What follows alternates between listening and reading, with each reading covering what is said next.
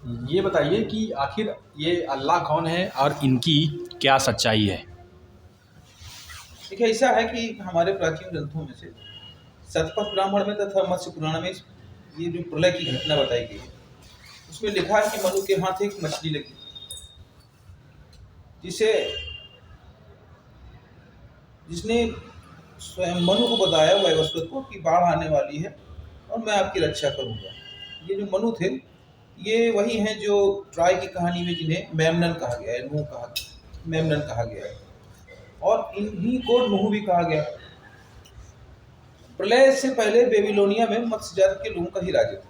यह प्राचीन जाति बहुत समय से उस देश पर शासन करती थी। ये जाति प्रसिद्ध नाविक थी। जो वाइकिंग्स लोगों का नाम सुनते हैं, ये भी वही लोग थे। प्रलय के समय मनु ने इसी जाति के एक नेता थे, उनकी सहायता से अपने परिवार की प्राण रक्षा की। तो प्रलय का जो जल था वो बेरखा नदी के तट पर जो सूसा नगरी बसी थी वहां तक पहुंचा नहीं था, लेकिन बहुत से लोग वहां मर गए थे, कुछ छोड़कर चले गए। सूसा नगरी जो मन्युपुरी कहती थी, ये उजाड़ और वीरान हो गई। बाढ़ के बाद उस पर 5 फुट मोटा धूल का आवरण भी जम गया था। जब स्वयंभू मनु के अंतिम प्रजापति दक्ष का अधिकार समाप्त हुआ, तब दक्ष की पुत्री जो थी अदिति का पुत्र वरुण, सूर्य का सबसे बड़ा भाई, सूसा नगरी में है। उसने उसको खुदवा कर साफ किया, धूल मिट्टी की ऊंची नीची भूमि को समतल करके जो वहां पानी रुका हुआ था, नहरें खुदवा कर उसको समुद्र में बहा दिया। और सूसा प्रदेश और मेसोपोटामिया में आदित्यों की बस्तियां बसाई। दर्शकों को पता होना चाहिए कि आदित्य से कश्यप को 12 पुत्र हुए, जो आदित्य कहलाए। वरुण जो थे उनमें सबसे बड़े थे और सूर्य सबसे छोटे थे। परंतु आगे चलकर जैसे सूर्यकुल ने आर्य जाति का निर्माण किया, उसी प्रकार वरुण ने सुमेर जाति को जन्म दिया। यह सुमेर जाति सुमेर सभ्यता की फाउंडर थी और ईरान की प्राचीन शासन करती थी। संसार में जो बड़े एक इतिहासविद हैं फ्रैंकफोर्ड और लैंगडन, ये कहते हैं कि प्रोटो इलामाइट सभ्यता का ही विकसित रूप जो था वो सुमेर की सभ्यता थी। प्रोटो इलामाइट जाति प्रलय के कारण स्वदेश वापस चली गई और वहां इसकी सभ्यता का विकास हुआ। इस विकसित सभ्यता का ही नाम सुमेर सभ्यता हुआ। सुमेर जाति फिर प्रोटो इलामाइट लोगों के निवास स्थान पर इलाम और मेसोपोटामिया में बस गई। प्रोटो इलामाइट जाति का स्वदेश कौन था, यह प्रलय के बाद कहाँ चले गई, कहाँ से पुनः सुमेर सभ्यता को लेकर मेसोपोटामिया में आ गई, ये कोई बता नहीं सकता आज तक। पाश्चात्य इतिहासकार तो बिल्कुल नहीं बता पाए, लेकिन इसका उत्तर जो हमारे पुराणों में। प्रोटो इलामाइट जाति जिसे कहा गया, वह चाक्षुष जो मनु थे उनके वंशज थे, जिसके 6 महारथियों ने बलूचिस्तान और ईरान होते हुए इलाम और मेसोपोटामिया को जय करके अपने राज्य स्थापित किए थे। वो मैंने पिछले वीडियो में आप लोगों को बताया है। तथा भारत के जो दक्षिण पश्चिम भाग था उसमें पूर्ण विकसित हुई थी ये प्रोटो इलामाइट जाति। सुमेर सभ्यता के संस्थापक एक प्रकार से दोबारा नई सृष्टि रचने वाले सूर्य के ज्येष्ठ भाई वरुण, और उन्हें ही उस समय ब्रह्मा की उपाधि दी गई थी। ब्रह्मा उपाधि दी गई थी, वो वाले ब्रह्मा नहीं थे। केवल सूर्य के ही वंशधर भारत में आर्य जाति में संगठित हुए, परंतु और जो 11 आदित्य थे वो मिस्र, फिलिस्तीन, अरब और चीन, तिब्बत तक फैल गए। इन सब ने देव जाति का संगठन किया, जिसे देवता कहे गए। संक्षेप में देवता का अर्थ है आदित्य। मन्युपुरी वरुण के काल में सूसा के नाम से विख्यात है। पश्चिम को लोग वरुण को ही लॉर्ड क्रिएटर कहते हैं, जिसका अर्थ है करतार ब्रह्मा। अवेस्ता जो जिंद अवेस्ता है, वरुण को अरुण कहा गया है उसको। इलोहीम या इलाही भी वरुण ही को कहते हैं। इलाही या इलोहीम का अर्थ है इलावर्त के उपास्य देव, और वो कौन थे? वरुण। शतपथ ब्राह्मण में और जेनेसिस के इतिहास में समान रूप से कहा गया कि वरुण देव ने पृथ्वी और आकाश को सम किया। वरुण ने प्रलय के रुके हुए जलों को समुद्र से नहरें खुदवाकर बहा दिया। समुद्र की सीधा जो सीमा थी उसको बांध दिया। पृथ्वी को सूखा, सम और उपजाऊ बनाकर उसमें खेती करवाई। इसीलिए वरुण को जलों का देव कहते हैं। उन दिनों अरब और फारस के बीच का सारा इलाका सूसा कहता था, सूसा कहा जाता था। उसी को चालिया देश भी कहते थे। वरुण का एक नाम अवेस्ता में उर्मज्द प्रसिद्ध है। नवीन सृष्टि रचना और देवों का आदित्य ज्येष्ठ पुरुष होने के कारण वरुण को ब्रह्मा कहा गया। तथा जल का विभाजन करने से नारायण कहा गया। जल को संस्कृत में नारा कहते हैं या नीर भी कहते हैं। और उसके नियंत्रण के कारण उनको नारायण कहा गया। क्षीर सागर, श्री समुद्र, पर्सिया की खाड़ी और उर्मज और शीरी सागर उसे ही कहा जाता था। अब इसमें कई चीजें भ्रामक भी हैं, लेकिन जेनेसिस वगैरह से टेली करेंगे तो समझ में आ जाएंगे। जेनेसिस आदि जो पाश्चात्य ग्रंथ हैं कहते हैं कि वरुण या अवेस्ता को ब्रह्मा या उर्मज्र कहा गया उसमें। यह उर जो है, ये उर्मज्र जो है, ये उर्म महाद्य का बिगड़ा नाम है जो पुराणों में आया है। पुराणों में ब्रह्मा का संकट बोल ले कि जब ब्रह्मा ने जलों को 2 समुद्रों में विभाजित कर दिया। अंग्रेज इतिहासकार जो है जेनेसिस के माध्यम से कहते हैं इलाही ने कहा कि जल से जल को पृथक होना चाहिए, और उसके लिए एक शब्द है अंग्रेजी का ऑर्डर। इस शब्द का जो कोश में अर्थ है वो है जल और अग्नि की परीक्षा। जेनेसिस के अनुसार इलाही ने कहा स्वर्ग के जलों को एक जगह एकत्र होने दो और शेष पृथ्वी को सूखने दो। प्राचीन ईरानी इतिहासकार और अवेस्ता दोनों ही में स्वीकार किया गया कि लोग वरुण को ही सृष्टि का रचयिता मानते हैं। प्राचीन ईरान के कापाडोसिया जो प्रांत है उसमें इंद्र और वरुण की शपथ के शिलालेख भी मिलते हैं, वो उपलब्ध है, आप चाहें तो इंटरनेट पे देख सकते हैं। वरुण के समूचे साम्राज्य का नाम पहले अमर देश था और सूसा का नाम अमरावती भी था। जब भी वहाँ के प्राचीन अमरों के वंशधर थे, आज भी एक अमरेह नाम की जाति ईरान में पाई जाती है।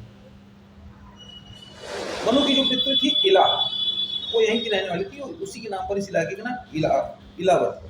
इस इलाके को किरमान भी कहते हैं, किरमानी एक शब्द है ना, वो यहीं से है। जेनेसिस में पर्सिया के इतिहास में इसे सीनार भूमि या सीस्तान कहा गया। पुराणों में इसे श्रीनार लिखा है। जो जुरथुष्ट थे वरुण के उपासक थे और उनके समय में पर्सिया में वरुण को ही उपास्य कहा जाता था, वही विधाता कहे जाते थे। इसी धर्म को ईरानी लोग इटालियनिज्म कहते हैं।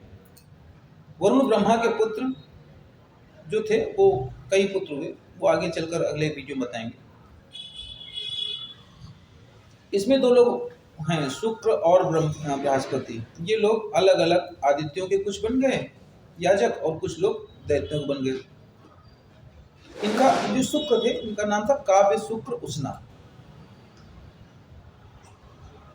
शुक्र का एक पुत्र था अत्रि, जिसका पुत्र चंद्र था, और चंद्र के ही नाम पर जो आप पढ़ते हैं ना महाभारत में चंद्रवंश, वो उन्हीं के नाम पर चला। एक इनके वंशज थे त्वष्टा, उन्हें विश्वकर्मा कहा गया, और दैत्य उन्हें मैदानों कहते थे, बड़े इंजीनियर थे वो। जब आगे चले तो असुरों ने दानवों दैत्यों के साथ मिलकर अपनी ताकत बढ़ा ली। उसी तरह आदित्यों ने नागों और एक गरुड़ जनजाति थी उसको मिलाकर अपनी ताकत बढ़ा ली। लेकिन इन सबके कॉमन जो थे, सबसे बड़े भाई वरुण थे, तो उन्हें ही अपना ज्येष्ठ मानकर उनका ही सब सम्मान करते थे। इन्हीं को ब्रह्मा कहा गया, इलाही कहा गया या एलोहिम कहा गया। ये एलोहिम और इलाही शब्द से ही बाद में अल्लाह शब्द निकला। दूसरा कारण ये था कि इनका जो छोटा भाई था वरुण का सूर्य, उसकी पत्नी थी इला। आप पढ़ते हैं ना सूर्य की पत्नी के नाम, उसमें एक नाम इला भी है, वो इलावर्त की राजकुमारी थी। लेकिन वो जो थी वो वरुण की उपासना करती थी, तो इला के द्वारा पूजित होने के कारण भी उन्हें इलाही कहा गया। और आगे चल के यही शब्द जो है इलाही ही अल्लाह बन गया। यानी कि ये अपभ्रंश है। हाँ, ये अपभ्रंश है। इसमें कई शब्द प्रचलित थे, मतलब प्री इस्लामिक एरा में अरब में इलोहीम कहा जाता था। ये इलोहीम 2 चीज़ों से मिलकर बना है, अल इलाही, उसे ही इलाही या इलोहीम बोलते थे। और जैसे आप एक शब्द सुनते हैं ना दीन इलाही, जो अकबर ने एक धर्म चलाया था, तो वहाँ उसका मतलब था अल्लाह का धर्म। प्रकारांतर से हिंदुओं को भ्रमित करने के लिए वो उसने नया एक सेकुलर धर्म बनाया था, लेकिन वो सेकुलर जैसे नहीं, तो वो अल्लाह का ही धर्म था, इसलिए बहुत ज़्यादा प्रचलित नहीं हो पाया। आप देखिए कि उनके समकालीन छोटे छोटे लोगों के, कबीर दास के बड़े फॉलोअर थे, सूरदास के बड़े फॉलोअर थे, लेकिन एक बादशाह के फॉलोअर दीन इलाही के नाम पर नहीं जुट पाए, क्योंकि असल में वो अल्लाह का धर्म था। तो वो जो इलाही शब्द है उससे वरुण को ही कॉल किया जाता था, वरुण को ही बुलाया जाता था। यानी कि वरुण को इलाही या इलाही कहा जाता था। इसी इलाही शब्द का अपभ्रंश बाद में आगे चलकर अल्लाह। हाँ बिल्कुल, अल्लाह पड़ा। इसीलिए आप अल्लाह का, ऐसा नहीं कि मोहम्मद के आने से पहले अल्लाह नहीं था। उस अरब के रीजन में जो पैगन्स थे, वहाँ के जो पहले की जो जातियाँ थी, उसमें उन्हें गॉड की जो संज्ञा थी वो उन्हें इलाही या अल्लाह ही कहा जाता था। मोहम्मद ने नहीं बनाया। मोहम्मद ने बस इतना किया कि उसने अल्लाह का कैरेक्टर बिल्कुल बदल दिया, उसे एक क्रूर व्यक्ति बना दिया। उससे पहले भी कहा जाता था। अब इसमें एक संशय है कि बहुत से लोग कहेंगे कि जो जेनेसिस में और हिब्रू ग्रंथों में यहोवा का नाम आता है, क्या यहोवा और अल्लाह भी एक नहीं? यहोवा और अल्लाह एक नहीं थे, क्योंकि जो वरुण थे या इलाही जिनको कहते हैं, ये आर्य की परंपराओं से रहते थे, और जो यहोवा है वो यहूदियों की परंपरा से आते थे। कहते हैं ना कि अब उसमें जो प्रलय की कहानी है उसमें यहोवा कहते हैं कि धरती पर प्रलय आने वाली है, यहाँ पर मत्स्य मतलब विष्णु के मतलब ईश्वर का अवतार कहता है। अब इसमें यह भी चीज़ है कि ये जो नूह है, हजरत नूह, या इनको बाइबल में जेनेसिस में नोहा कहा गया है, इनके मेसोपोटामिया और बेबीलोनिया की सभ्यता में जो नाम मिलते हैं उसमें इनका नाम जिया शूद्र मिलता है, या जय शूद्र उनको कहा जाता है। अब जो समाज में है ना भ्रांति के मनुवादी हैं, ब्राह्मणवादी हैं, असल में जो मनु का नाम सुमेरिया और मेसोपोटामिया की सभ्यता में मिलता है, जिनको यहाँ जिनके नाम पे मनुवादी कह के ब्राह्मणों को थ्रेट किया जाता है, उनका नाम सुमेरिया और मेसोपोटामिया की सभ्यता में उनको जय शूद्र कहा गया है। और ये जो मत्स्य जिस कहते ना जिस मत्स्य ने उनकी रक्षा की थी, वो मत्स्य के बारे में आप पढ़ेंगे तो वाइकिंग्स लोग थे। वाइकिंग्स की औलादें कौन है? ये अंग्रेज और यूरोपियन, रूसी, ये लोग वाइकिंग्स की औलाद हैं। इनका काम था सिर्फ नाव चल के मछली मार के ही अपना जीवन चलाते थे।